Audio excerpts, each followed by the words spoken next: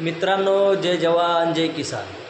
कालच आपल्या जालना जिल्ह्याचे एक परतूर तालुक्यातील आमदार, सर्वांना माहिती, बबनराव नाही म्हणायचं, बबनराव, अरे राव म्हणावं लागेल कारण साहेब आहे ना ते.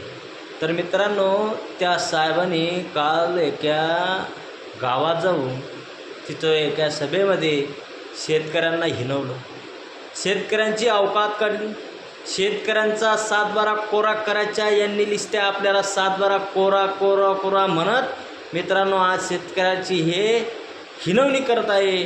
आणि शेतकऱ्याला जर आपण असं हिणवून बोलत असेल तर याद राखा, सत्ता ही कायमस्वरूपी नसते, सत्तेत बदल होत असतो.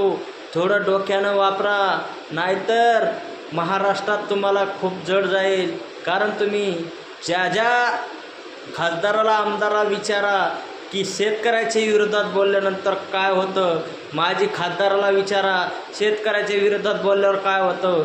अहो, तुम्ही शेतकऱ्याच्या जीवावर निवडून येता आणि शेतकऱ्याला तुम्ही म्हणता की शेतकऱ्याला आम्ही 2,000 रुपये देतो, म्हणजे वार्षिक तुम्ही 6,000 रुपये देता. अहो, 6,000 रुपये देऊन तुम्ही काय उपकार करत नाही, आमच्यावर खूप मोठे टॅक्स लादलेले आहेत तुम्ही, आणि नंतरच तुम्ही आम्हाला त्या टॅक्सच्या माध्यमातून जो पैसा बचत होतो त्यातून आम्हाला काय निम्मे तुम्ही रुपये देऊन आमचा काय तुम्ही बाजार उडवायला निघाले का.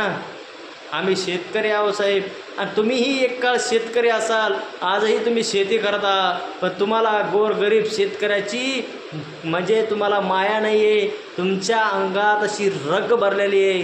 कारण आता सत्तेचा माज आणि पैसा झालेला आहे बक्कळ, त्यामुळे तुम्ही काहीही बेताल वक्तव्य करून पुढच्याही निवडणुकीला तुम्ही विजयी होसाल, कारण तुमच्याकडं सगळं काही गोष्टी आलेल्या आहे.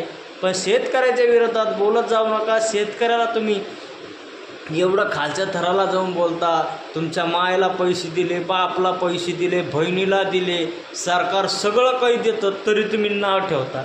अरे सरकारला विचारा, बेरोजगार तरुण काय म्हणतायत. अहो, 12वी झाल्यानंतर पदवी घेतलेले असे डझनचे डझन टारकाच्या टारका गावागावात पोरं पडलेले आहे. अहो, त्यांना नोकरीला लावायचं पडलं नाही तुम्हाला, आणि इथं सांगता की आम्ही 2,000 रुपये देतो, 5,000 रुपये देतो. अहो, 2 आणि 5 देण्यापेक्षा आमच्या शेतीमालाला जर योग्य भावाची तुम्ही सर्वांनी मिळून जर शेतीमालाला योग्य भाव द्यावा असं जर अधिवेशनात बोललं तर काय तुमचं तोंड दिसणार आहे का.